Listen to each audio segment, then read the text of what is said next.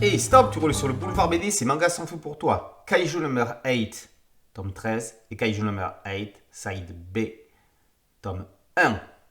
C'est par celui-ci que nous allons commencer. Une équipe de télévision réalise un reportage sur les nouvelles recrues de la 3e unité. Soshiro Oshina répond à leurs questions et se félicite de la promotion de cette année. Quand le journaliste l'interroge sur la sélection dans le groupe de Kafka Ibino, Oshina s'en sort par une pirouette. Les aptitudes au combat ne sont pas le seul critère. Kafka a été choisi pour son potentiel comique. Le vice-commandant invite ensuite les journalistes à le suivre pour assister à un entraînement de kendo dans le dojo. Kikuru Shinomiya lui propose un combat. Tout cela rappelle à Oshina son apprentissage au sein des forces de défense sous le commandement de Mina Hashiro.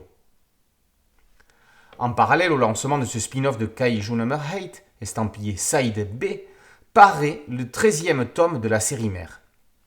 On y retrouve les forces de défense en bien mauvaise posture face au Kaiju number 9. Une meute de Kaiju engage une attaque simultanée. Les dégâts s'amplifient très rapidement.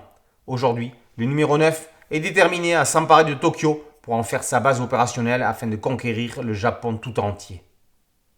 Il tient Mina Hashiro et tente de l'absorber pour conférer ses capacités à ses créations et mettre l'humanité à sa merci. Pour lutter contre lui, Kafka est confronté à un dilemme. Aller au front ou sauver les humains en proie au kaiju. Double dose de kaiju chez Crunchyroll. Dans Side B, Kentaro Hidano adapte le roman Immersion dans la 3e unité de Naoya Matsumoto et Keiji Ando. On y assiste en flashback au premier pas de Soshiro Oshina dans les combats au sabre. On le verra sauver un enfant de l'intérieur. De l'intérieur. Dans la série dite classique, le secteur de Kazumigaseki est à feu et à sang face à une meute de méga kaiju. Mina Hashiro n'a jamais été en aussi mauvaise posture. Au niveau graphique, Hidano et Matsumoto sont de la même école.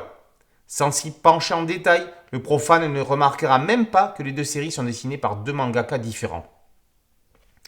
Kaiju number 8 est un univers puissant, réunissant les concepts initiatiques de Naruto et combatifs de Goldorak.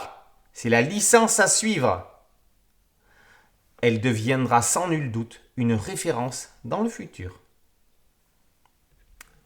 Kaiju number 8, Side B, tome 1 par Hidano et Kaiju number 8, tome 13 par Matsumoto sont parus aux éditions Crunchyroll.